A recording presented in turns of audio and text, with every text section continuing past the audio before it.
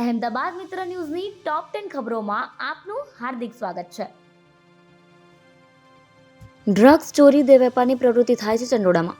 30 એપ્રિલે બીજા દિવસે અમદાવાદના ચંડોળામાં દાણી લીમડા તરફના ભાગથી ડિમોલેશનની શરૂઆત કરાઈ. ગૃહ રાજ્યમંત્રી હર્ષ સંઘવીએ જણાવ્યું કે છેલ્લા 6 મહિનાથી ડ્રગ્સ ચોરી દે વેપાર સહિતના ધંધા કરતા લોકો અહીં રહેતા હતા. થોડા દિવસ અગાઉ બાંગ્લાદેશીઓ મળ્યા હતા, જેમાંથી મોટાભાગનાને ડિપોર્ટ કરાશે.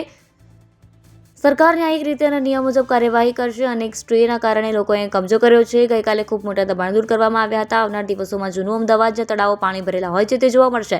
અમે એ જગ્યા ધ્વસ્ત કરી છે જ્યાંથી 4 અલ-કાયદા સાથે જોડાયેલા આતંકીઓ પકડાયા હતા. અમે નક્કી કર્યું છે કે એક ગેરકાયદે બાંગ્લાદેશીઓને પકડીને પરત મોકલીશું. 2010માં મોદી સીએમ હતા ત્યારે મોટું ડિમોલેશન થયું હતું. ત્યારે કાયદાકીય પ્રવૃત્તિઓના કારણે સ્ટે આવ્યો હતો. કોંગ્રેસ અને તેમના સહયોગીઓ કોર્ટમાં ગયા હતા.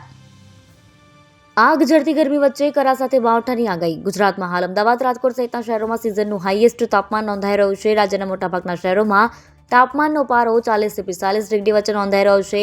તેની વચ્ચે હવામાન વિભાગ અને હવામાન નિષ્ણાતે આગામી 3 થી 10 મે દરમિયાન ગુજરાત, પૂર્વ કચ્છ અને સૌરાષ્ટ્રના વિસ્તારોમાં, ઉત્તર ગુજરાત ગાજવીજ અને કરા સાથે માવઠાની આગાહી કરી છે. અમદાવાદ સહિત 5 જિલ્લામાં આજે ગરમીનું યલો એલર્ટ અપાયું છે, જ્યારે રાજકોટમાં ઓરેન્જ એલર્ટ જાહેર કરાયું છે. ₹37 કરોડના હાઇડ્રોપોનિક ગાંજા સાથે 4 ઝડપાયા. અમદાવાદ એરપોર્ટ પર 10 દિવસમાં બીજીવાર ગાંજાની હેરાફેરીનો પર્દાફાશ થયો છે. ડીઆરઆઈએ 4 લોકો પાસેથી 37.2 કિલો હાઇડ્રોપોનિક ગાંજો ઝડપ્યો છે. બેંકોકથી આવેલા ભારતીય નાગરિકોને અટકાવી ડીઆરઆઈએ તલાશી લીધી હતી. બેગમાંથી હાઇડ્રોપોનિક ગાંજાનો જથ્થો મળી આવ્યો. જે હાઇડ્રોપોનિક ગાંજો ઝડપાય છે તેની કિંમત અંદર 37.2 કરોડ રૂપિયા થઈ જવા પામેલ છે.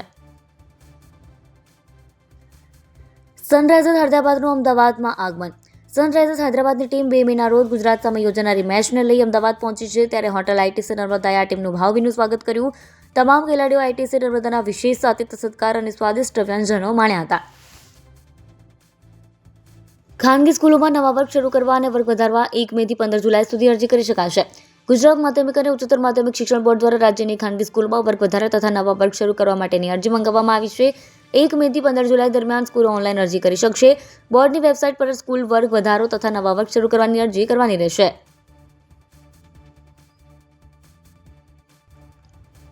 ગુપ્ત ભાગમાં 2 કેપ્સ્યુલમાં સોનું સંતાડીને લાવેલી મહિલા પકડાઈ. એર ઇન્ટેલિજન્સ યુનિટ અમદાવાદને મળેલી ચોક્કસ બાતમીના આધારે 29 એપ્રિલે મહિલા મુસાફરે ધોરણે દાણચોરી કરતા ઝડપી પાડી હતી. ઇન્ડિગો ફ્લાઇટ નંબર 6E76 દ્વારા જિહાદથી અમદાવાદ આવી રહેલી એક મહિલા મુસાફરને શંકાના આધારે અટકાવવામાં આવી હતી. તપાસ દરમિયાન મહિલાના શરીરમાંથી 24 કેરેટ 374.90 ગ્રામ વજનનું સોનું મળ્યું હતું. જેદાથી અમદાવાદ આ મહિલા આવી રહી હતી. આ સોનું કુલ 2 કેપ્સ્યુલના સ્વરૂપમાં શરીરના ગુપ્ત ભાગમાં સંતાડવામાં આવ્યું હતું, જેનું કુલ વજન 416.100 ગ્રામ હતું. લલ્લા બિહારીએ ફતેવાડી કેનાલ પાછળ નદીના પટ્ટમાં પણ પુરાણ કરી બનાવ્યા મકાન. ચંડોળા તળાવ વિસ્તારમાં મ્યુનિસિપલે સવારે 8 વાગે ડિમોલેશન કામગીરી શરૂ કરી. બાંગ્લાદેશીને આશરો આપનારા કુખ્યાત લલ્લા બિહારીના ફાર્મ હાઉસ સહિત 2000 જેટલા કાચા પાકા મકાન તોડી પાડ્યા. મ્યુનિસિપલ અને પોલીસની ટીમ જ્યારે ડિમોલેશન કરી રહી હતી ત્યારે તળાવમાં બનાવેલા રસ્તા અને વાસના નાના પુલ જોઈને ચોંકી ઉઠી. જાણે શહેરની વચ્ચે કોઈ ટાપુ ન હોય તેવી રીતે અહીં લોકો રહેતા હતા.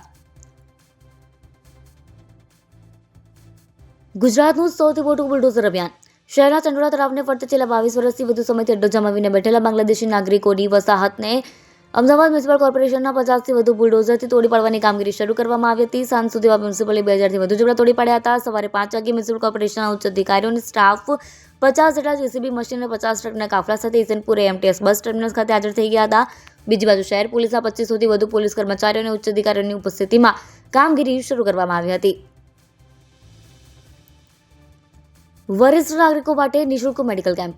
અમદાવાદના ઓમકારેશ્વર મંદિરના પ્રાંગણમાં Lions club of Ahmedabad main દ્વારા વરિષ્ઠ નાગરિકો માટે નિઃશુલ્ક મેડિકલ સેવા કેમ્પનું આયોજન કરવામાં આવ્યું. કેમ્પમાં માનદ ડોક્ટર્સે દાંત, બ્લડ પ્રેશર, હાડકાં, ડાયાબિટીસ અને આંખની તપાસ કરી હતી. આ કેમ્પનો લાભ 575 જેટલા વરિષ્ઠ નાગરિકોએ લીધો હતો.